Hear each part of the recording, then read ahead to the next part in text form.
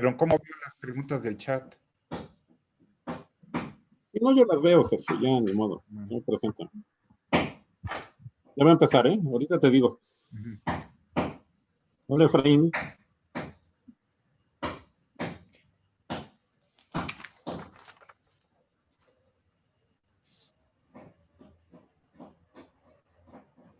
Sí, yo las veo. A ver. ¿Te presento entonces? Sí. Sí. Buenas tardes a todos. Gracias por esta asistencia al Seminario de Física y Cómputo. Hoy tenemos con nosotros una plática. La plática de hoy es sobre el tema de fractales y turbulencia y será impartida por el doctor Gerardo Ruiz Chavarría. Gerardo hizo su doctorado en la École Normale Supérieure en Lyon, Francia, precisamente sobre el tema de turbulencia. El tema era sobre autosemejanza extendida, es decir, una extensión de la teoría de Kolmogorov a las escalas más pequeñas de un flujo turbulento, utilizando las funciones de estructura asociadas al campo de velocidades.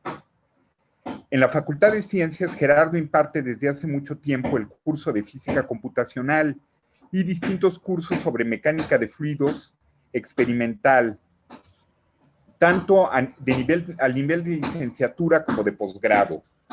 En los últimos años ha introducido en México diversas técnicas de medición para estudiar ondas de superficie en un líquido. El método Slieren sintético creado por Frédéric Moissy y Marc Rabo en Francia, Laboratorio FAST de la Universidad París-Sud, y el método de perfilometría por transformada de Fourier, creado por Pablo Covelli y Philippe Petillans del SPCI, la Escuela Superior de Física y Química Industrial de París.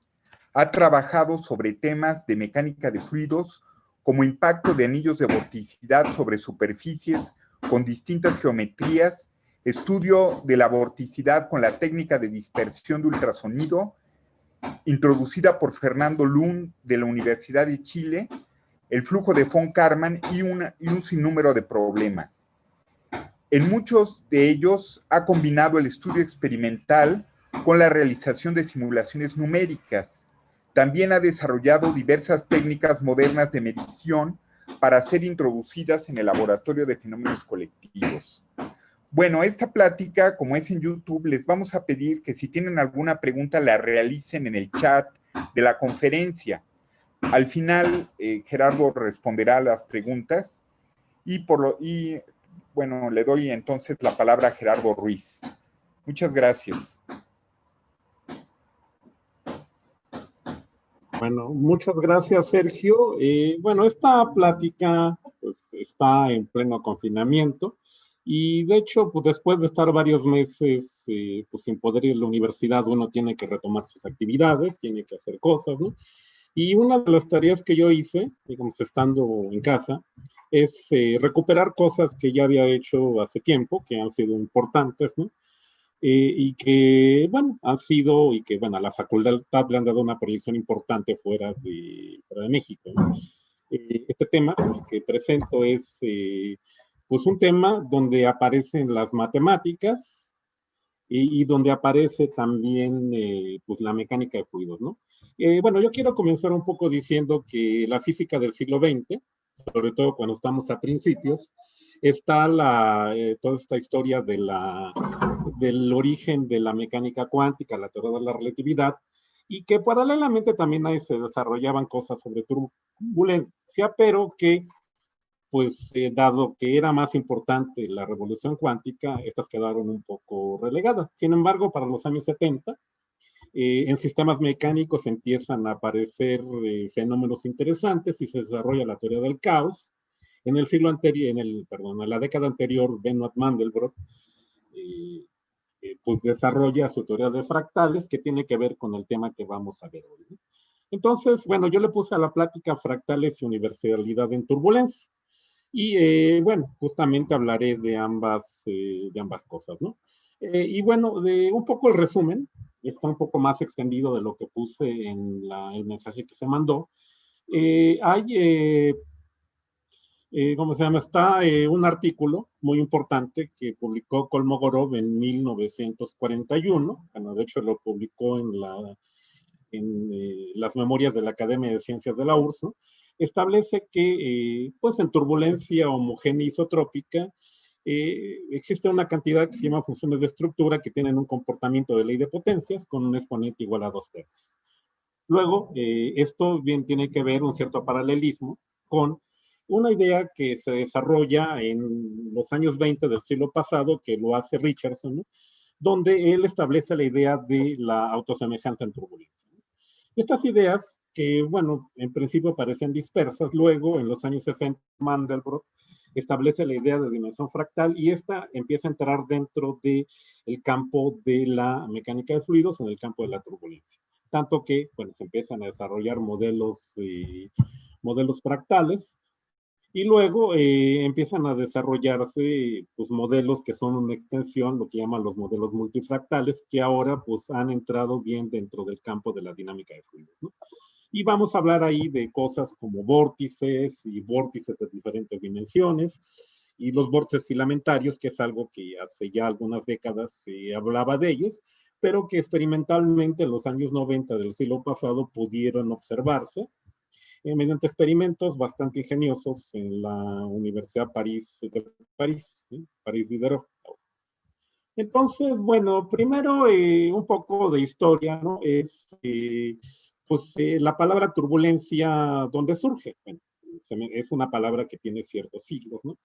Por ejemplo, en algunas obras de Shakespeare la mencionan, bueno, Shakespeare como literato, pero bueno, más recientemente, bueno, no más recientemente, por esas épocas también, Leonardo da Vinci la menciona pues la palabra la turbulencia, ¿no? Y luego también él da un conjunto de imágenes, ¿no? Hace dibujos, ¿no?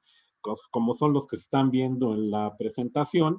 Y entonces él dibuja los flujos como un conjunto de remolinos, lo cual, pues, en la teoría contemporánea, por si resulta que pues, es el modelo que se tiene actualmente sobre el flujo turbulento, un conjunto de remolinos que pues de diferentes escalas que están formándose continuamente en un flujo. Normalmente cuando uno piensa en flujos, pues lo que piensa es en, pues uno piensa en flujos laminares, ¿no? Que son los que se estudian analíticamente en los cursos de mecánica de fluidos, pero lo más común son flujos turbulentos.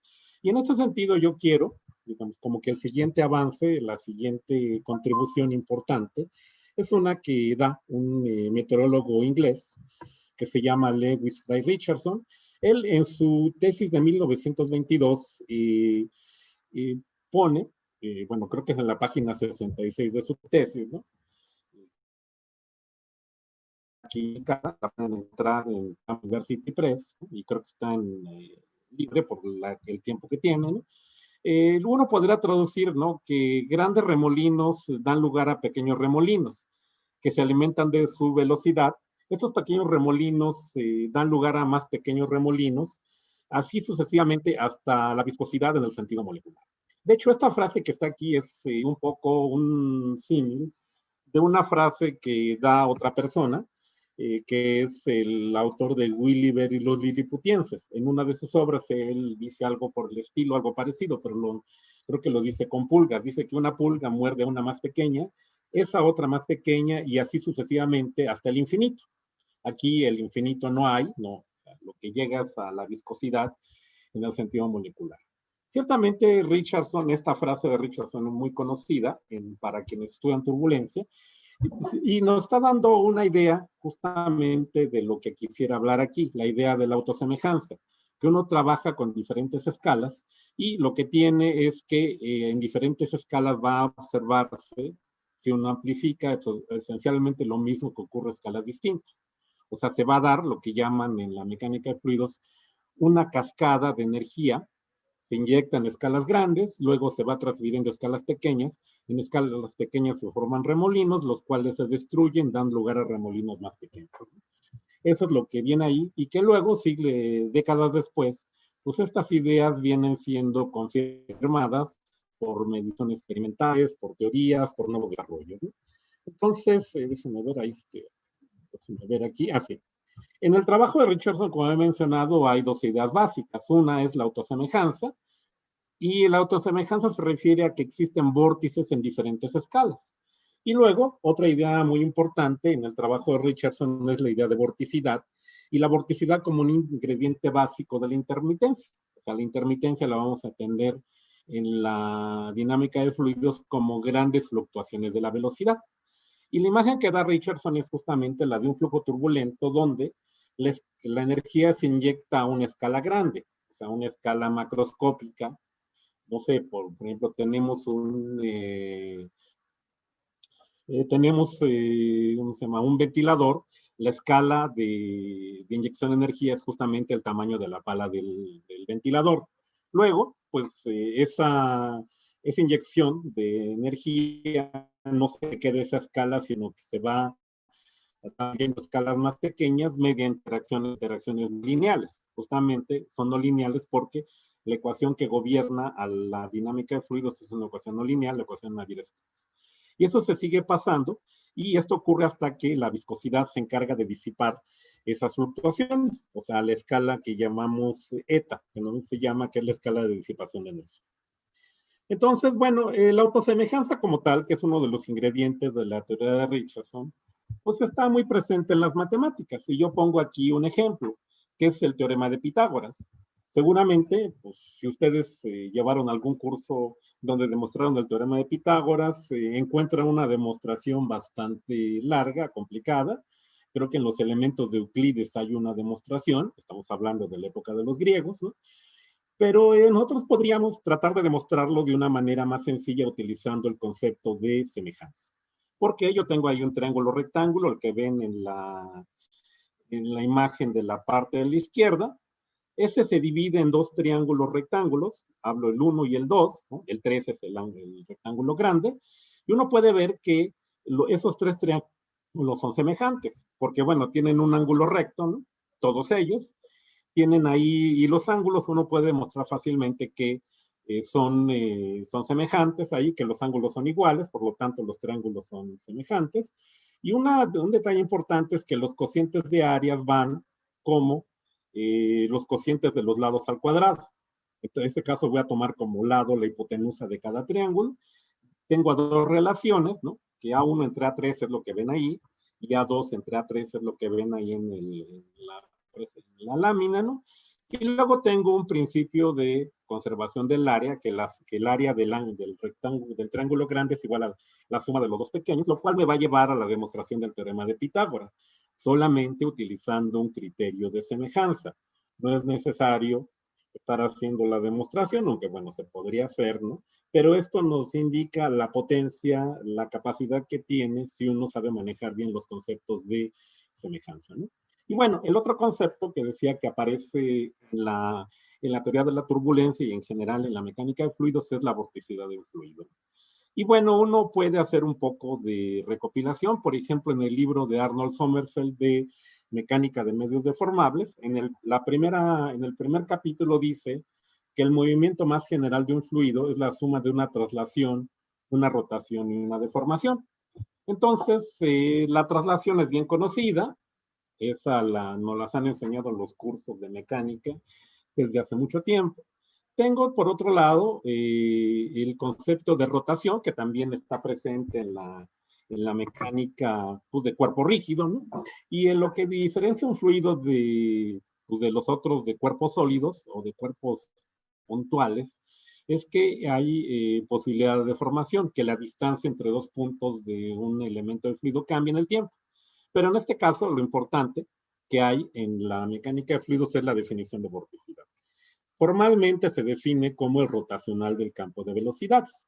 Y uno podría entenderlo, si uno se toma un elemento de volumen, como el que estoy viendo aquí, se habla de que el rotacional es diferente de cero cuando se producen lo que llamo ahí como rotaciones locales. A un elemento de volumen que ahí tiene forma de rectángulo, al paso del tiempo cambia su orientación, sin cambiar de forma, eso me daría lugar a que el rotacional sea diferente de cero, a que haya vorticidad, ¿no?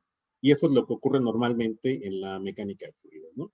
Y el concepto de vorticidad es un concepto que está muy presente en en la mecánica de fluidos. Y bueno, los vórtices como tal lo hemos oído, ¿no? Y yo les presento aquí un ejemplo de vórtices a muy diferentes escalas, ¿no? Está, por ejemplo, el vórtice que está ahí presente, el primero, que es la mancha roja de Júpiter, ¿no?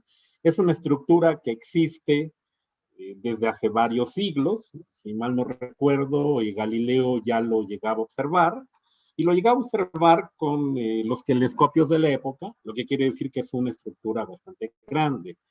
Su dimensión actual es más o menos 12,000 kilómetros de diámetro, que quiere decir que la Tierra cabe en esa estructura, porque la Tierra tiene poquito más de 6,000 kilómetros. Otro ejemplo de vórtice pues, es pues, los ciclones, que actualmente todavía pues, están presentándose ciclones y depresiones tropicales ahí en el Caribe, ¿no? Y estos pues tienen un tamaño de cientos de kilómetros, ¿no? Sabemos, ¿no? Todos los años tenemos ciclones, ¿no? Y bueno, eso lo podemos ver a grandes escalas, y luego, pero también podemos encontrarlos a nivel de laboratorio. Por ejemplo, en la figura que está en verde, perdón, que estoy mostrando aquí, ¿no? Es un vórtice, perdón, aquí. Es un vórtice que se genera en laboratorio, que es lo que hace, se pone a circular una corriente de aire dentro de un túnel de viento, y se pone un cilindro, un obstáculo cilíndrico. Lo que ocurre es que el flujo viene de la derecha hacia la izquierda, y cuando pasa el aire alrededor del cilindro se generan remolinos. Es lo que se llama la calle de Von Karman. Y esto es un fenómeno pues, que se ha sido bastante estudiado, ¿no? Y que está demostrando pues, que la vorticidad puede existir también a escala de laboratorio. Y un último ejemplo pues, es el que estoy mostrando en la figura que está abajo, que es un vórtice generado en una botella de refresco de PET, que se cortó por la base, se volteó y se está dejando que el agua salga por abajo. Se puso a rotar un poco y la presencia del vórtice se nota porque la superficie del agua no está plana, sino se deforma, ¿no? Es la manera como se detecta. Bueno, entonces, bueno, uno habla de vorticidad desde grandes escalas, luego llega a escalas de planetas, a escala de la Tierra, a escala de laboratorio, y uno se podrá preguntar, es que si la vorticidad puede explicar la intermitencia en la turbulencia. Cuando uno piensa en un flujo turbulento, está pensando en que pues, la señal de velocidad, como la que estoy mostrando, que es algo muy regular, se dice es algo que es prácticamente impredecible. Entonces nosotros, por ejemplo, lo que hicimos fue ahí hacer una medición de la velocidad en un punto utilizando un anemómetro de hilo caliente. Un anemómetro de hilo caliente es un aparato que permite detectar la velocidad en un punto del espacio, en una región pequeña, ¿no? Porque tiene una sonda que tiene un tamaño de unos máximo un milímetro de largo, más o menos, ¿no? Y el tamaño del diámetro de la sonda, que es como un tubo, pues depende del tipo de sonda, entre 5 y 50 micras, ¿no? Entonces la medición es local y cuando se mide la velocidad, se saca una serie temporal, encuentra esto. Y uno podría preguntarse si justamente la existencia de vórtices a muy diferentes escalas puede predecir este comportamiento tan irregular. Y bueno, para eso, pues yo quisiera entonces referirme al experimento que voy a mostrar enseguida. El experimento de un vórtice anular. ¿Cómo produzco un vórtice anular? Bueno, muy fácil, uno como que los produce casi en cada momento cuando habla, ¿no? Y con alguien que fuma, por ejemplo, puede sacar donas de humo. Eso es una manera. Lo que queremos hacer en laboratorio es sacarlo generarlo en condiciones controladas para poder estudiar sus propiedades. Y bueno, lo que hacemos es que hacemos una cavidad, uno lo podrá hacer con una caja, y esa cavidad en este caso es una bocina que por la parte de enfrente, como ustedes ven por aquí, se le pone una tapadera enfrente, que es un disco compacto ahí, y entonces a la bocina se le perturba mandándole un pulso eléctrico conocido, y lo que hacemos es que visualizamos el anillo de vorticidad poniendo humo dentro de la cavidad, ¿no? Entonces se hace la perturbación eléctrica, se genera el vórtice y ese sale. Y una de las cosas que nos interesó en laboratorio es estudiar esa estructura espacial del vórtice. Lo que hicimos fue medir la velocidad sobre un diámetro. Y eso es lo que está mostrado en la figura que está en el lado de la derecha. Y uno ve que Bueno, eso está medido en el eje de las X, en el eje de las abscisas, es distancia en milímetros, y en el eje de las ordenadas es la velocidad. En este experimento que hicimos se nota que hay una primera zona donde la velocidad es negativa, digamos, disminuye lentamente, pero luego tengo una zona donde la velocidad tiene un cambio bastante notable, que va prácticamente, son como 3, 4 milímetros, que va desde menos 0.5 hasta casi ser 3 metros por segundo. Entonces tengo ahí gradientes muy grandes, fluctuaciones muy grandes. ¿Qué pasaría si la sonda encontrara muchas estructuras de este tipo? No necesariamente un vórtice anular, sino un vórtice de otro tamaño, pues lo que va a dar lugar es que se generen grandes fluctuaciones de velocidad. Esta es la idea que hay justamente detrás de la teoría de que en la turbulencia existen estructuras de muy diferentes escalas, como ya lo había mencionado Richardson. Entonces, bueno, sigamos, ¿no? Bueno, es lo que se hace.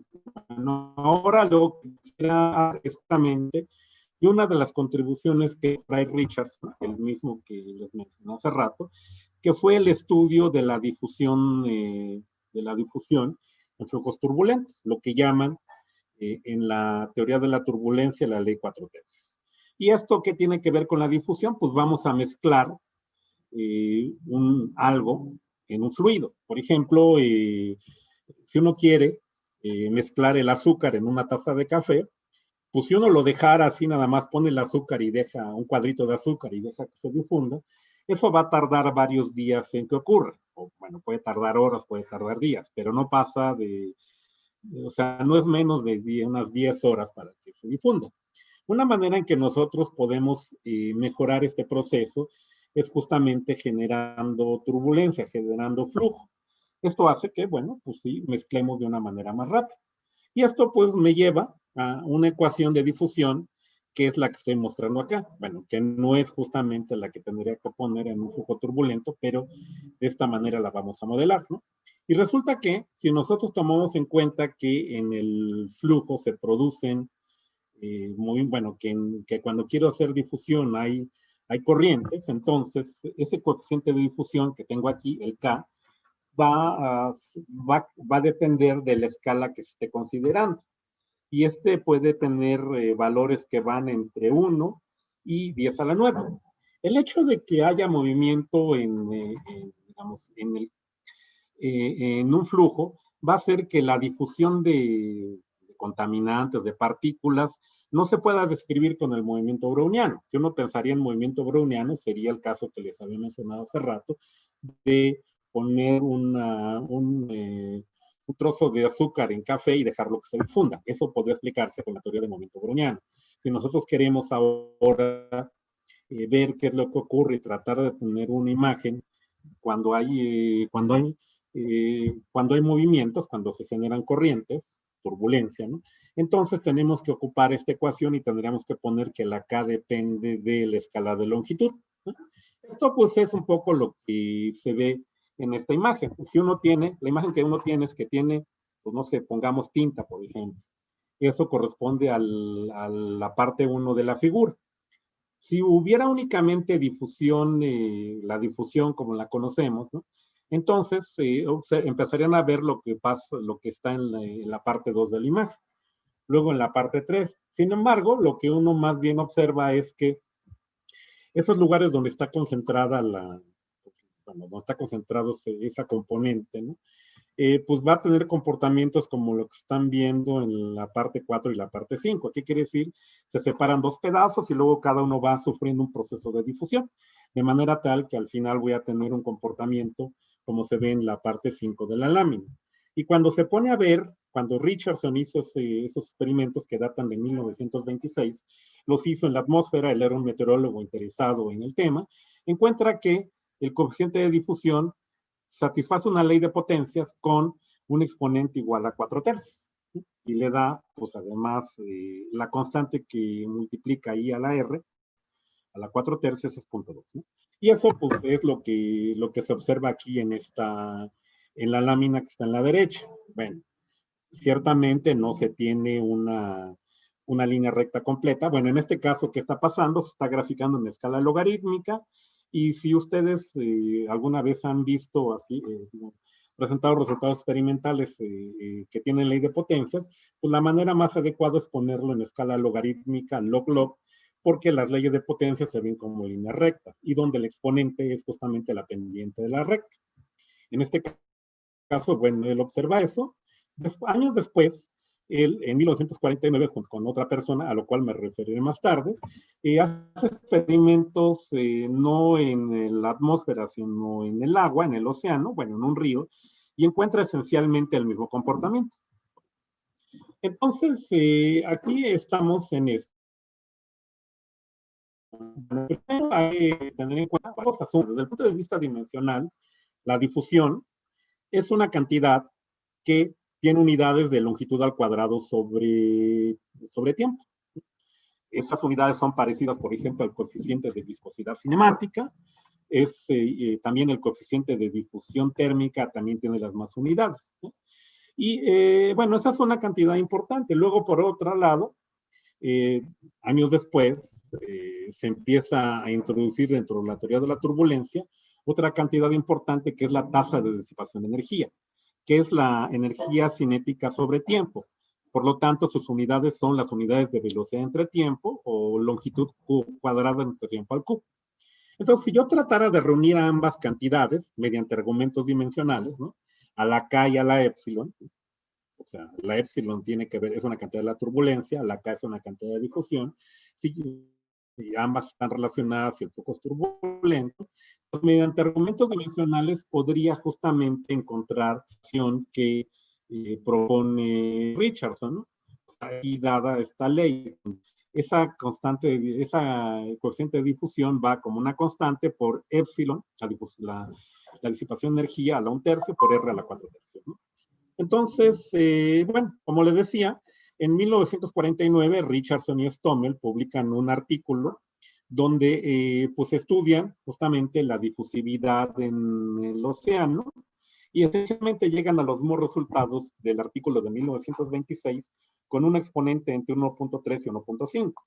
4/3 es 1.33. Bueno, ¿qué pasó?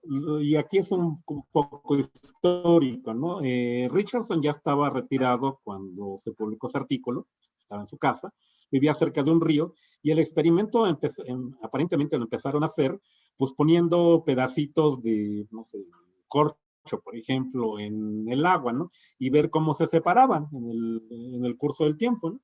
Y esto justamente empezaron ahí, luego hicieron experimentos en el mar, y con esto llegaron digamos, a verificar, a ver que el comportamiento de la difusión tenía la misma ley de potencia, ¿eh?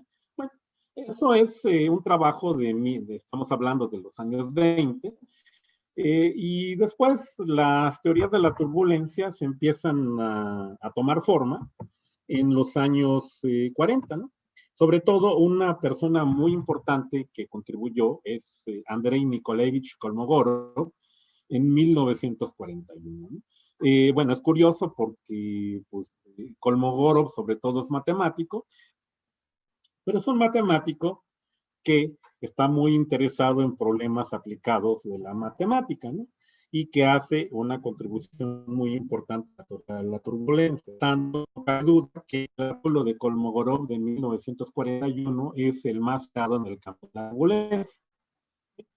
Quiero decir aquí algunas cosas, ¿no? A diferencia de la teoría del movimiento browniano, donde pues uno da predicciones pensando en una partícula, ¿no?, en un solo punto.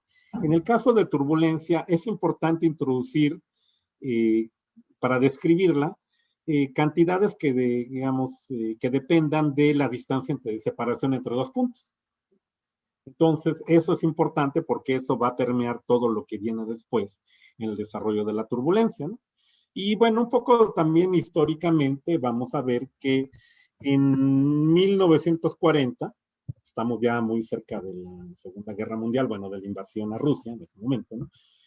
Kolmogorov trabaja en la Universidad Estatal de Moscú.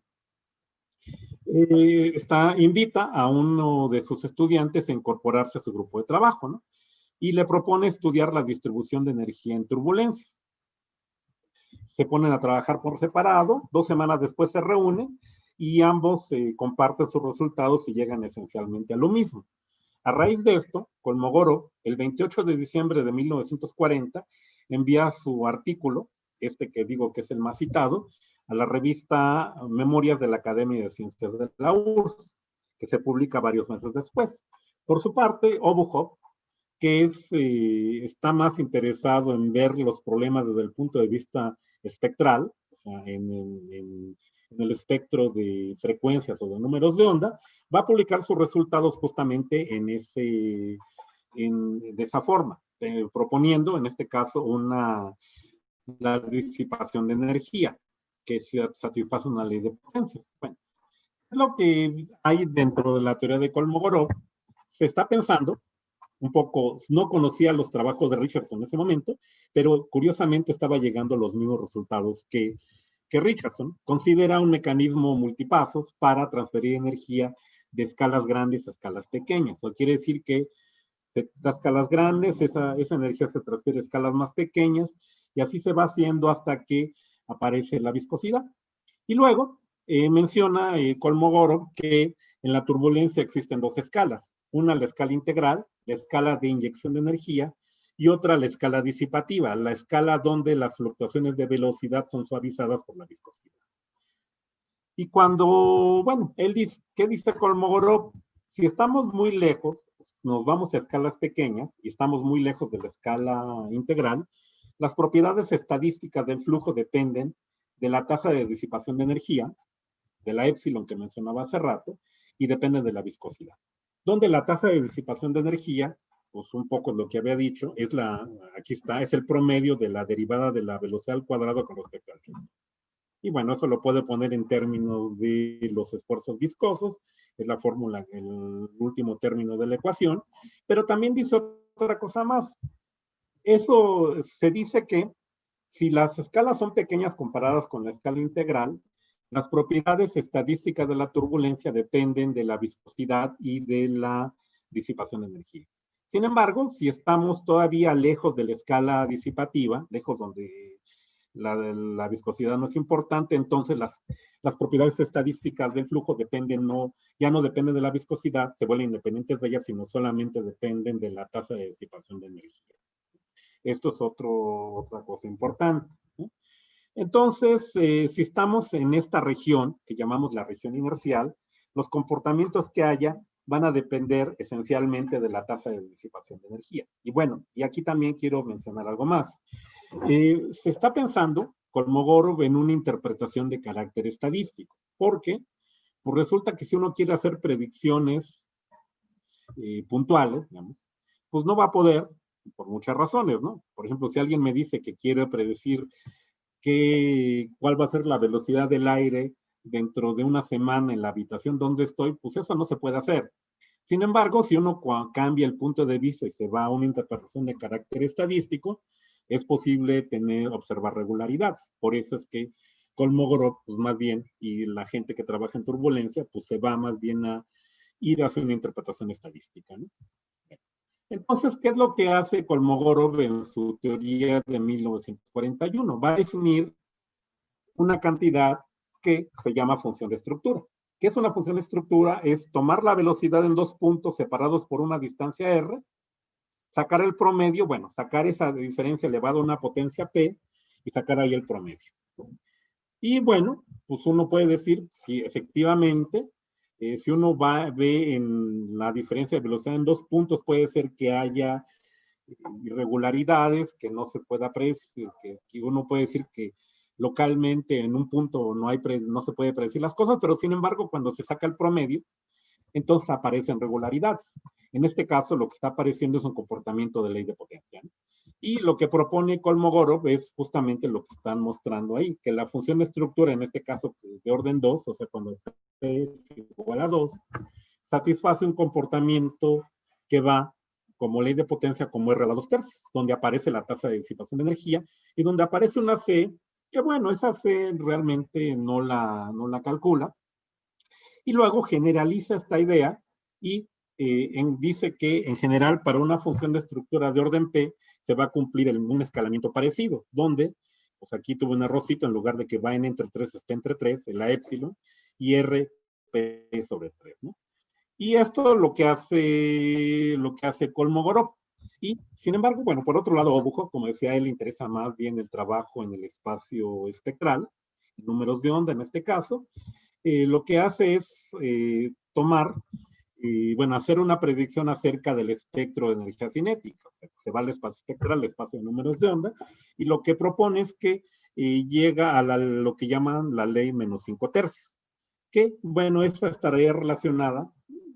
La función de estructura de orden 2, su comportamiento tiene que ver con esta, con el espectro de energía.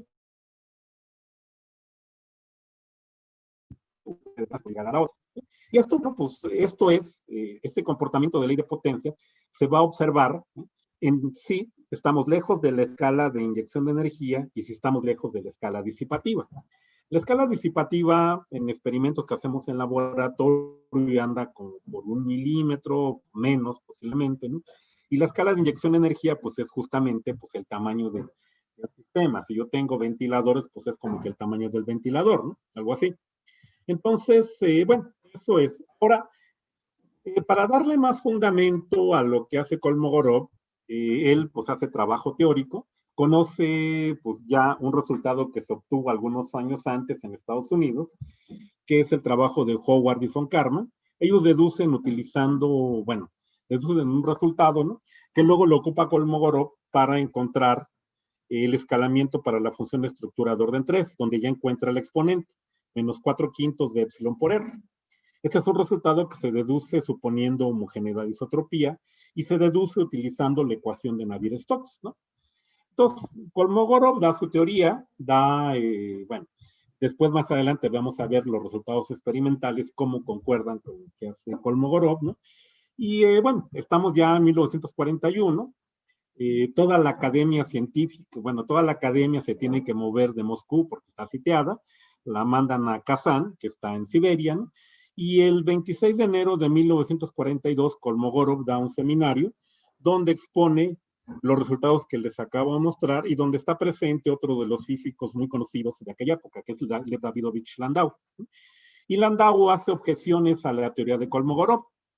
Bueno, uno ahí le pone varias objeciones, pero digamos, si hablamos en términos sencillos, coloquiales, una de las principales objeciones que hace es que en la ecuación que pone para las funciones de estructura, para la forma que tiene, pone del lado de la derecha un promedio, ¿sí?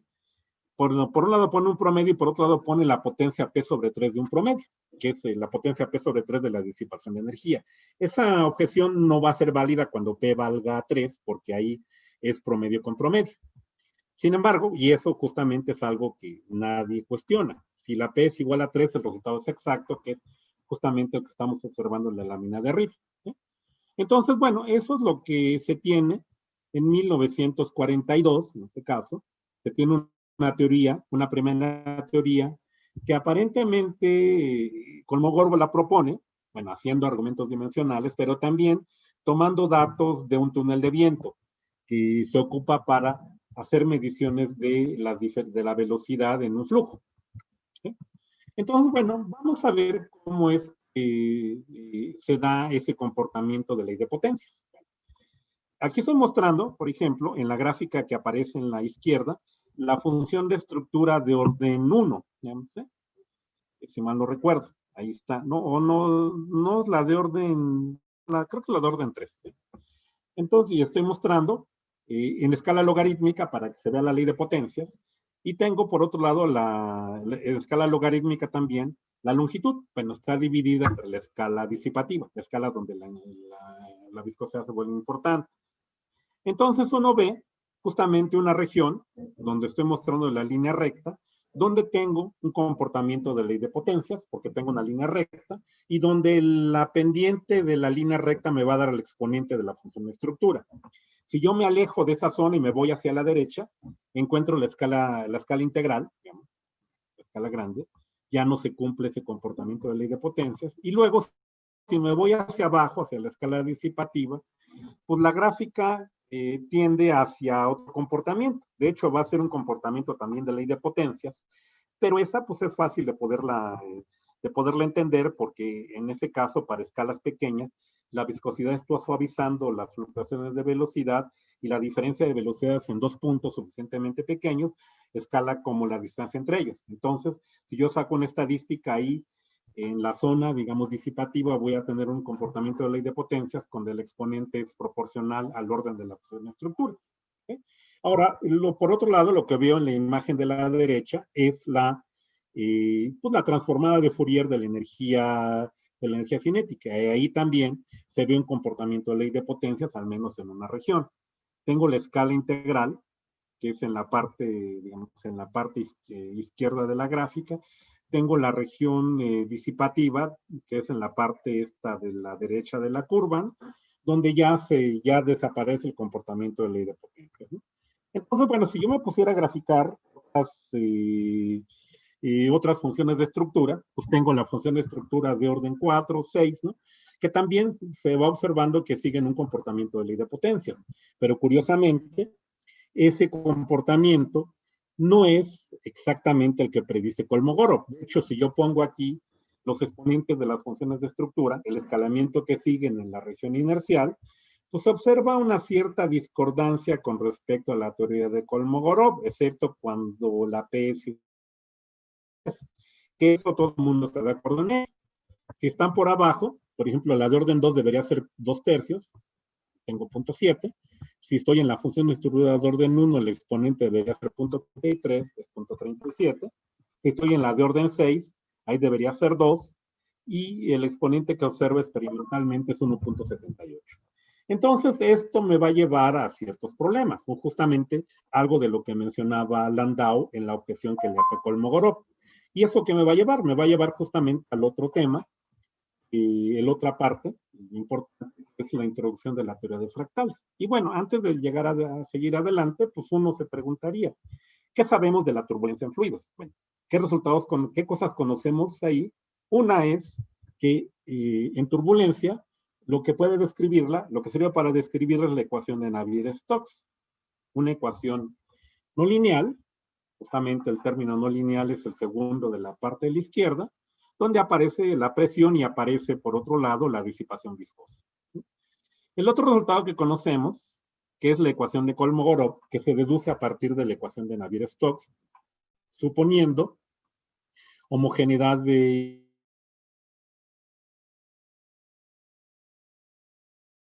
isotopos, que se va a convertir en la disipación de energía, en este que está acá. El segundo término se va a dar lugar al primer término de la izquierda, ¿no? Y el término de viscosidad, pues ahí lo ven, está. Entonces, pero bueno, yo tengo la ecuación de Kolmogorov, de Hohenfeld-Karman, donde aparecen dos cantidades. Aparece la disipación de energía y aparece la viscosidad. Pero resulta que es una ecuación donde además se utiliza un teorema que ocupan mucho los ingenieros, el teorema Pi de Buckingham.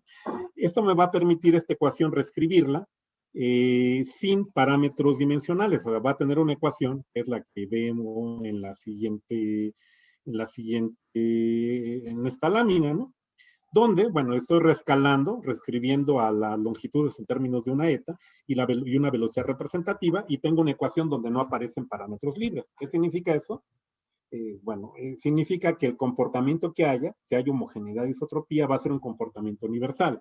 Quiere decir que todas las funciones de estructura, al menos si estoy lejos de la escala integral, van a colapsarse en un mismo comportamiento, la de orden 2 y la de orden 3. ¿No? Entonces, y esto es lo que yo digo y lo que menciono de que si estoy lejos de la escala integral, independientemente de que sea la escala y la región inercial, la disipativa o la intermedia, se va a tener un comportamiento universal. Y si nos da tiempo al final, regresaremos a este tema. Bueno, yo lo que pongo ahí enseguida es pues, dos imágenes, ¿no? De la ciudad de Marsella. Y bueno, ¿por qué las pongo? Las pongo porque Kolmogorov, después de haber hecho su teoría de la turbulencia, sigue trabajando en el tema, aparte de otros, ¿no? Tiene trabajos, por ejemplo, con Arnold, con Moser, el teorema Kamm. Pero en 1962 ellos, o sea, es Kolmogorov, Bobuchov, algunos otros estudiantes más de la escuela rusa, viajan a Marsella entre septiembre y octubre para presentar una modificación a su teoría. Y esta, pues, justamente trata de tomar en cuenta lo que les dijo Landau. Entonces, bueno, ¿qué pasa? Yo tengo en la turbulencia, se habla de la idea de autosemejanza, que ya la había establecido Richardson, ¿no? Y bueno, y entonces hay que tratar de explicar las discrepancias con los datos experimentales y también las observaciones que hizo Landau. Entonces, en el congreso que les menciono, celebrado en Marsella, en el Instituto Mecánico de Marsella, que está cerca de la estación del tren, propone una modificación donde ahora sí van a tratar de explicar por qué las funciones de estructura no siguen el comportamiento predicho por la teoría de 41 y hablan de que la disipación de energía también sigue un cierto comportamiento estadístico y dicen que la disipación de energía sigue un comportamiento log normal. Sin embargo, pues, eso no es suficiente para poder explicar lo que está pasando. Bueno, estamos en los años 60. En los años 60 aparece, creo que fue en 1967, cuando Mandelbrot introduce su teoría, su idea de dimensión fractal. Y bueno, hay un artículo de él muy famoso que se titula ¿Cuál es la longitud de la costa de Bretaña? Y bueno, esto tiene que ver justamente con lo que estoy poniendo acá. ¿Qué es lo que pasa? Lo que pasa es que si uno toma la longitud de una costa, pues la longitud va a depender de la regla con la que se mida. Si uno ocupa fotografía aérea con una cierta resolución, va a obtener una longitud. Si hace un acercamiento, va a obtener una longitud más grande. Y esto justamente tiene que ver con la idea que estoy poniendo aquí. Pongo como bueno, una dimensión fractal, ahí, pues, la dimensión fractal con la curva de Koch, la de copo de nieve. ¿Qué se empieza? Se empieza por la parte de abajo, se tiene una longitud 1, luego lo que se hace es que de ahí se construyen 4 segmentos rectos, donde ahora la longitud va a ser 4 tercios. Me voy al siguiente paso, donde cada pedazo lo vuelvo a dividir en 4 partes, ¿no? Donde tengo ahora una longitud 1 veno para cada uno, y así. La longitud, bueno, aquí en este caso la longitud de la figura va a depender de la regla con la cual se mida. Si yo tengo una regla de tamaño 1, pues la longitud es 1. Si tengo una longitud digamos, tengo una regla de tamaño 1 tercio, la longitud es 4 tercios, así sucesivamente. Tengo irregularidades y eso me va a llevar a la idea de fractalidad, pero también me va a llevar a la idea de autosemejanza, porque si uno ampliara, por ejemplo, en el paso 4, ampliara la gráfica, salvo por la orientación, va a obtener lo que ocurre en escalas más grandes, ¿no? Y esto es justamente algo muy importante que va a ocurrir en la teoría de la turbulencia, donde, como había dicho, se tiene que hay vórtices a diferentes, y esos vórtices lo que nos pasa es que si los agranda, va a tener el comportamiento en una escala mayor. Entonces, bueno, esto me va a llevar, por ejemplo, en el caso de la curva de Koch, a la idea de dimensión fractal, que me va a dar, en el caso de la curva de Koch, una dimensión de 1.262. Si uno piensa en la costa de Bretaña, tal como la pone Mandelbrot en sus trabajos, su dimensión da 1.22, ¿no? Entonces, bueno, aquí tenemos dos cosas. Por un lado, en la teoría de la turbulencia, se encuentra que las cantidades que describen a la turbulencia tienen un comportamiento de ley de potencia, lo cual se puede demostrar que se asocia a autosemejanza, como lo estableció Richardson, que se tienen vórtices a diferentes escalas. Por otro lado, la teoría de Mandelbrot menciona, bueno, indica que la autosemejanza conduce a dimensión fractal.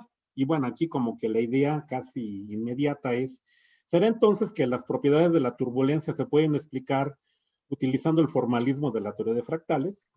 La respuesta va a ser que sí. Pero aquí hay una diferencia importante. En el caso de las costas de Bretaña o de cualquier costa, ¿no? Se tiene una curva con una dimensión que va a ser mayor que 1. Eso es lo que va a ocurrir, porque es muy irregular. Entonces, la curva digamos, la dimensión de la curva de copo de nieve, pues es 1.26.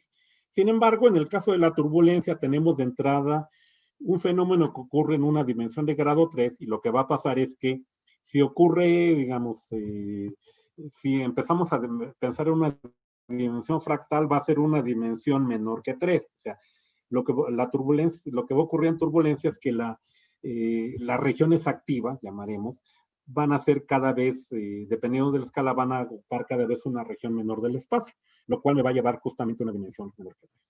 Y entonces, en ese caso, pues yo quiero mencionar aquí, digamos, hay dos artículos, ¿no? Uno de Mandelbrot, ¿no? Donde habla justamente de turbulencia, y un modelo que desarrollan tres personas, Frisch, Zullian y Nelkin, que son muy conocidos en el área de la turbulencia, donde pues dan el primer modelo, lo que llaman el modelo beta de turbulencia. Entonces, ¿qué se parte? Se parte de un cubo del lado L0, y uno piensa que, pues, primero, ¿cuántos cubos del lado la mitad caben en el cubo del lado L0? Bueno, la respuesta sería 8. Pero, ¿qué pasaría si ahora, en turbulencia, no los 8 son activos, sino son menos? En lugar de que 8 sean 7 o sean 6. Entonces, ¿qué va a pasar? Se da un proceso donde tengo un cubo, las regiones activas para tamaño menor, la mitad son menos, son 7, por ejemplo.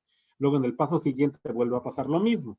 ¿Qué va a pasar? Lo que ocurre ahí es que las estructuras turbulentas van a estar ocupando una fracción menor del espacio, donde se habla de modelo beta, porque el modelo beta es el cociente entre n, con n menor que 8, y 2 a la 3, que es 8. Entonces, ese va a ser el modelo beta, el primero que hablaron. Y el modelo de Kolmogorov sería, se forman estructuras más pequeñas, pero la suma del volumen de todas ellas es igual al volumen inicial. Sin embargo, si estamos en el modelo beta, lo que se dice es que se tiene una estructura inicial, se van, se van formando regiones activas de menor tamaño, pero esas regiones activas ocupan una región cada vez menor del espacio.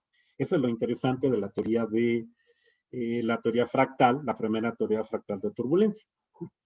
Y esto pues me va a llevar, digamos, ahí un proceso donde, bueno, se va a introducir la dimensión fractal, donde la dimensión fractal es n, el número de, digamos, de estructuras fijas, es igual a 2 a la d, donde es la dimensión fractal. Y eso justamente va a permitir estudiar, va a permitir hacer una modificación de la teoría de Kolmogorov. Yo aquí mejor prefiero dar el resultado final, ¿no?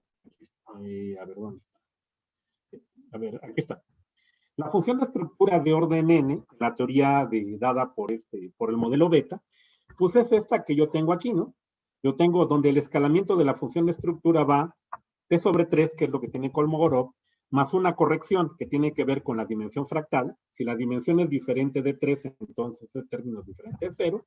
Pero es una teoría donde los exponentes de la función de estructura son lineales. Sin embargo, cuando uno hace la comparación entre una relación lineal y lo que da el experimento, es que no concuerdan. O sea, el comportamiento que tienen los exponentes de las funciones de estructura no son, no es un comportamiento lineal. Entonces, ¿qué es lo que tenemos? Resulta que, si bien la teoría de fractales me permite pues dar mayores ideas, digamos, tener cierta claridad sobre la turbulencia, resulta que no es capaz de explicar lo que está ocurriendo. Entonces, ¿qué hacemos? Uno podría decir, pues abandonamos el modelo fractal. Bueno, no, exactamente.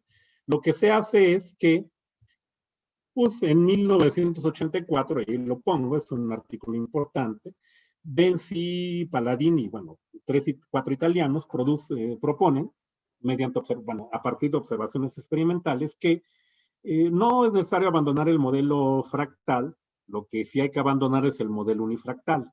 Lo que se propone es que en turbulencia, pues hay una naturaleza multifractal, o sea que va a haber muchos vórtices, ya no de diferentes tamaños, sino también de diferentes dimensiones. Y esa es una conjetura que está presente en los años 80 del siglo pasado, ¿no? Y se conjetura además que dentro de las estructuras turbulentas hay estructuras de dimensión 1, lo que se conoce como los vórtices filamentarios. Estos, pues, eran una conjetura en los años 80 por esta idea de la multifractalidad, pero nadie los había observado. Sin embargo, pues, digamos, a principios de los 90, dos personas de la Universidad de París, Yves Couder y Stéphane Douady, hacen un experimento justamente observando esos vórtices filamentarios que tienen forma en este caso como de, sí, una forma alargada, ¿no? De que son muy estrechos del tamaño de la escala disipativa, ¿no?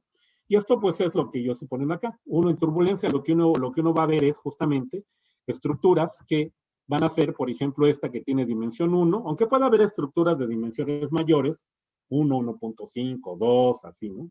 Estructuras, por ejemplo, como hojas de vorticidad, ¿no? Vórtices filamentarios, ¿no? Pero ¿cómo encontraron ellos, Guadí y QD, esos vórtices?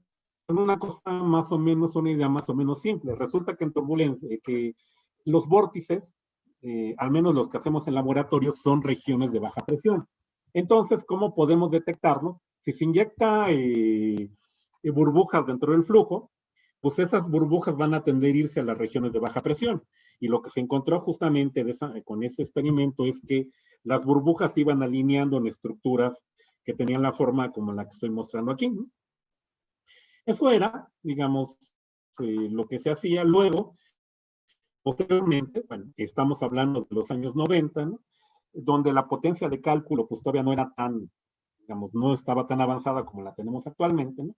Y otra persona que estaba en Estados Unidos, Sen Suche, hace simulaciones numéricas, ¿no? Simulaciones numéricas que ahorita ya le parecerán a ustedes, pues es algo que lo puedo hacer con mi computadora en la casa, pues sí. La simulación numérica que hace esta persona, que está Shea Jackson y Orsak, ¿no? Hace una simulación numérica considerando 100 puntos en cada dirección, quiere decir 1.000.000 de puntos en total. Yo por eso les decía que ahora con las computadoras que tienen de escritorio es fácil hacer simulaciones de ese tamaño, ¿no? Pero en ese momento no, estamos hablando de 1990.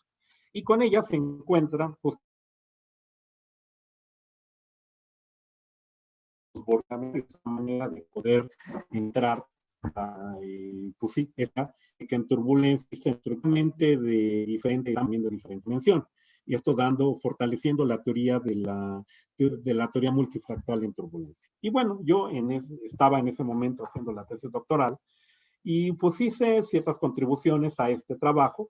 Era justamente probar experimentalmente esta idea de que en turbulencia existen estructuras con diferentes dimensiones. Eso pues se probó en el modelo de Shea, daban ciertas predicciones sobre cómo deberían ser los momentos estadísticos de velocidad, los cuales se probaron, fueron publicados en Física Regulares, ¿no? Pues bueno, yo creo que ya llevo cuánto tiempo, déjenme ver. Llevo hablado 55 minutos, pues bueno, vamos a pues ya acabar, ¿no? Bueno, quizá un poco decir nada más. Otra de las contribuciones importantes es la idea de la autosemejanza extendida, ¿no? Como les decía hace rato, bueno, uno puede tener comportamiento de ley de potencia si grafica una función de estructura en escala logarítmica en función de R. Encuentro una zona donde hay un comportamiento de ley de potencia. Lo que se nos ocurrió en los años 90, ocurrió por ahí es, ¿por qué no graficamos una función de estructura en términos de la otra?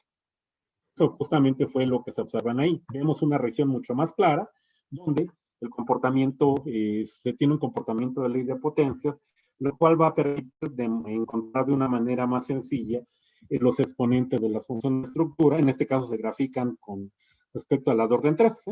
Esa es una contribución que se hizo y que, bueno, tuvo relevancia y sigue teniendo relevancia en este momento, ¿no? Y bueno, ya para acabar, déjenme ver, bueno, yo creo que ya con esto, porque hay muchas cosas que podría decir más, ¿no? Solamente quiero mencionar, perdón, antes de que me estoy yendo, este trabajo, en buena medida, fue resultado de una colaboración importante entre Facultad de Ciencias, por un lado, la Universidad Nacional Autónoma de México, y el otro lado, el Laboratorio de Física de la Escuela Normal Superior de Lyon, donde pues, se hicieron los experimentos, donde ha habido una colaboración y que todavía la seguimos teniendo, ¿no? Ellos pues se han ido a otras cosas sobre turbulencia, ¿no? Por ejemplo, a estudiar lo que llaman la turbulencia lagrangiana, han estudiado problemas como magnetohidrodinámica, estudio de la inversión del campo de la Tierra, inclusive con algunas colaboraciones con el proyecto de fusión nuclear con el Centro Nuclear de Cadarache en el sur de Francia. Bueno, de mi parte es todo, dejo de compartir la pantalla y bueno, pues acepto preguntas, ¿no? Dejo de compartir. Bueno, ¿sí? Sergio. Sergio, Sergio Hernández. Sí, aquí estoy. Ya puse que pueden hacer las preguntas por el chat.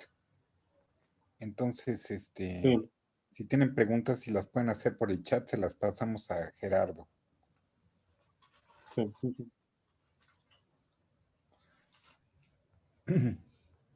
Bueno, si no se animan, pues yo empiezo con alguna pregunta.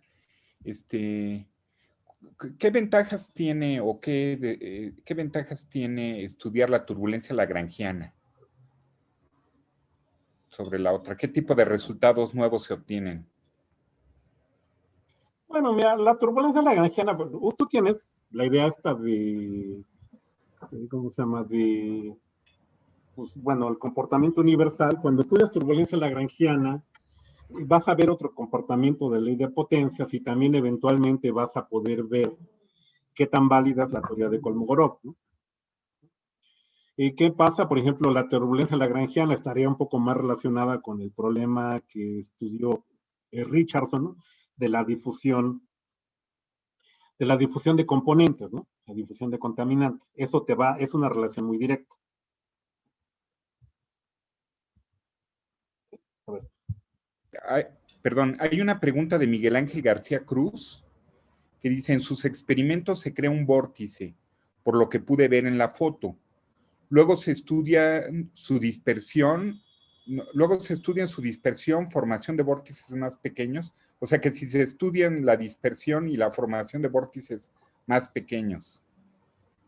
Bueno, se podría hacer. No se ha hecho porque aquí la intención era estudiar las características de vórtices anulares y ver, y bueno, dar fundamento a este soporte de que los vórtices, digamos, tienen regiones estrechas donde se concentra la vorticidad. En el caso que yo mostraba ahí era un vórtice que en la región, lo que llamas el núcleo, tienes como 3 milímetros de diámetro, donde ocurre una variación de velocidad en 3 milímetros, como de 4 metros, ¿no? O sea, tienes un gradiente fuerte de velocidad, que más adelante, eso sí es cierto, ocurre, ¿no? Pero no lo hemos estudiado todavía, se mueve y luego se va a empezar a destruir.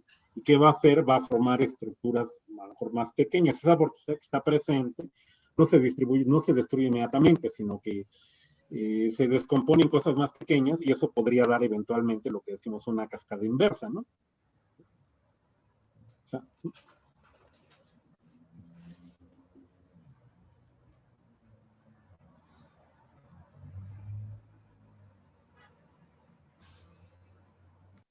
bueno. Bueno, no veo más preguntas. Yo haría una Sí. pregunta adicional que tiene que ver un poco para los estudiantes. ¿Qué problemas continúan abiertos en la turbulencia? Bueno, mira, Feynman dijo en algún momento que la turbulencia era uno de los problemas no resueltos de la mecánica clásica. Uno de los problemas que hay en turbulencia es que se están excitando múltiples escalas y por eso quedan todavía muchos temas abiertos. Para cuando quieres modelar algo, hacer una simulación numérica en turbulencia, vas a tener que recurrir a un modelo. Por ejemplo, está la simulación numérica directa, que, bueno, como se llama ahí, tú vas a poner una malla donde quieres reproducir todas las escalas. Sin embargo, otro de los procedimientos otro de los métodos numéricos es el large dissimulation, o sea, simulación de grandes escalas. Simulas grandes escalas y luego haces hipótesis de lo que ocurre en escalas menores, para lo cual es muy importante esta idea de la autosemejanza, porque vas a hacer hipótesis donde tienes un comportamiento autosemejante. ¿Y cómo es ese comportamiento? Pues dependiendo del modelo. No es lo mismo tomar teoría de Kolmogorov que tomar la teoría modificada o que tomar el modelo que nos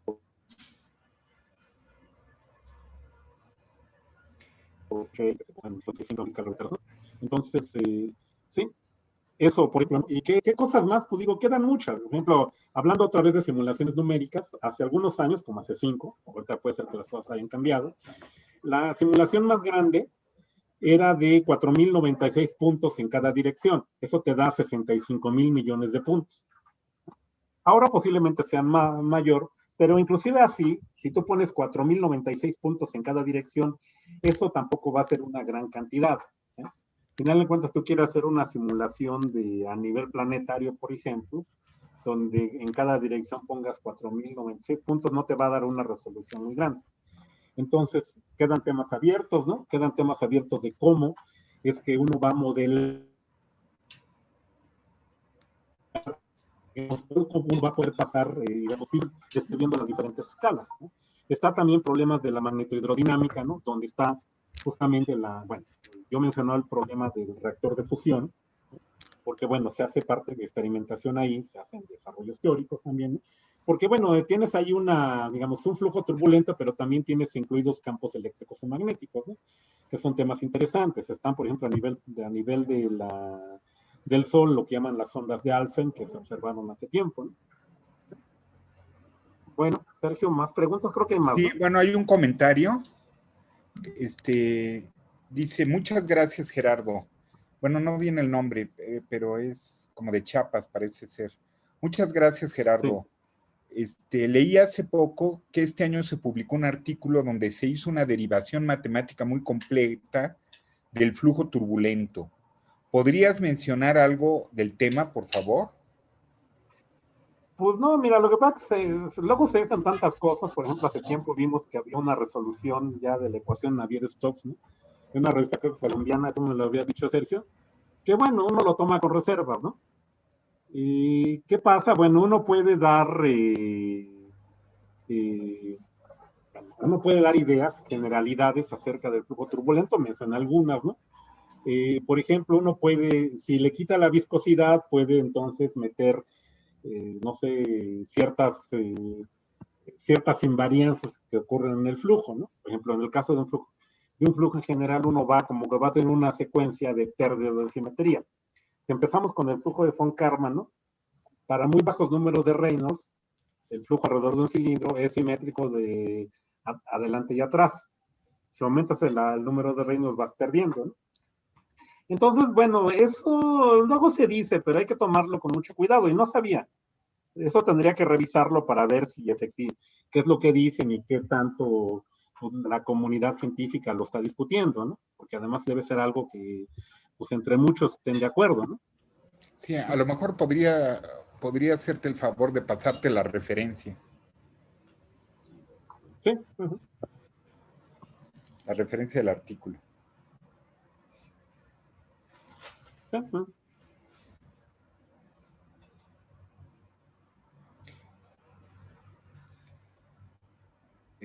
Hay un Bueno, comentario.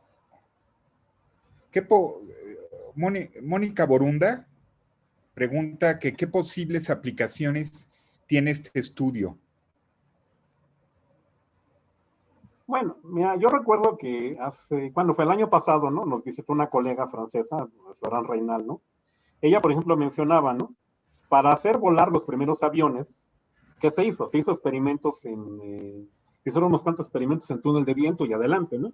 Bueno, no sé, eso decía, creo que lo decía del Concorde, no los primeros aviones. Aquí, ¿qué pasa? Que tienes una gran cantidad de aplicaciones, justamente porque tienes que modelar lo que ocurre alrededor de objetos que se mueven, y es importante que tú te sepas cómo vas a hacer, qué hipótesis vas a sacar, porque no puedes describir todas las escalas, tienes que hacer hipótesis de cómo se va a comportar en escalas muy distintas, ¿no? Porque aquí estamos pensando, por ejemplo, en el flujo en un huracán. La escala integral, estamos hablando de cientos de kilómetros, 300 kilómetros. La escala disipativa está, no sé, menos de 1 milímetro. Entonces uno tiene que describir todo lo que ocurre en esas escalas. Y bueno, desde un punto de vista estadístico, no puntual, digamos, eso no se puede. Entonces por eso es importante tener, digamos, bueno, está la idea de autosemejanza, pero ¿cómo se da esa autosemejanza? No es lo mismo, por ejemplo, que digas, como Kolmogorov en su primera teoría, que la energía está igualmente distribuida en todos lados, a lo que dicen las nuevas teorías, donde, por ejemplo, el modelo beta, donde dices que la energía está, entre más pequeña la escala, está distribuida en una mejor región. Las predicciones que habría serían distintas.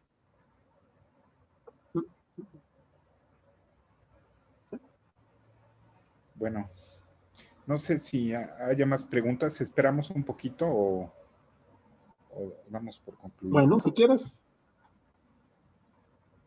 Más preguntas. ¿Alguien tiene una pregunta adicional? En el chat, por favor, pueden ponerla y yo se la paso a Gerardo.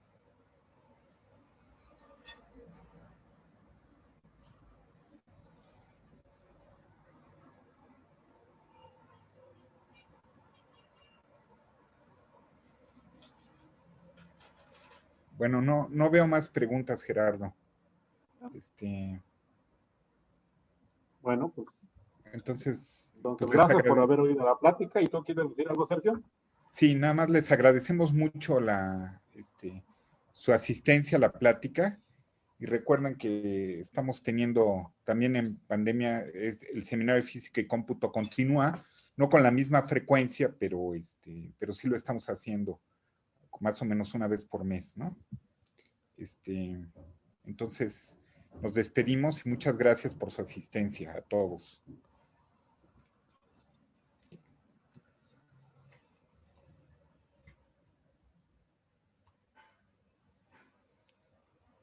Aquí todavía hay una pregunta. Sí, pero es que ya, a ver. ¿Ya lo cortaste? A ver. No, todavía no. Sí, dime. A ver, hay una pregunta adicional, perdón, ya me estoy despidiendo y dice, muchas gracias por la plática. ¿Se ha aplicado o se relaciona esto con vórtices en átomos ultrafríos? Pues mira, no sé esa parte, o sea, la parte de, bueno, bajas temperaturas, algo habían hecho en Grenoble, ¿no? O sea, había un grupo ahí que trabajaba en esto, cada uno de ellos creo que ya está jubilado, ¿no? Pues no lo sé, ahí sí, para que veas. Será cuestión de ver ese tema, ¿no? Mónica Borunda pregunta, ¿qué software se usa para el modelaje? Bueno, puede ser lo que se ocupa, no sé si tanto como software, pero, por ejemplo, uno de los que ha trabajado en esto es Manuel Lebec, ¿no? Y él ocupaba métodos espectrales, no tanto como un software, porque estamos hablando de cosas que, o sea, había que construir en los años 90, ¿no? Y ahora existen ya software para estudiar flujos, ¿no? O sea, ya más desarrollados, bueno, están comerciales, está ANSYS, está, ¿cómo se llama este de Estados Unidos? Se me va el nombre, bueno, libres, está OpenSWAM, está Jerry, ¿no? Y están también, bueno, los que se hacen para estudiar turbulencia, que son a veces hechos por los propios investigadores, ¿no? Bueno, parece que ya no hay preguntas. Era la última pregunta. Sí. Entonces, bueno. Bueno, entonces ya tenemos la transmisión. Entonces terminamos la transmisión y de nuevo pues les agradecemos de nuevo mucho su asistencia y por favor estén pendientes para la próxima plática del Seminario de Física y Cómputo. Muchas gracias a todos.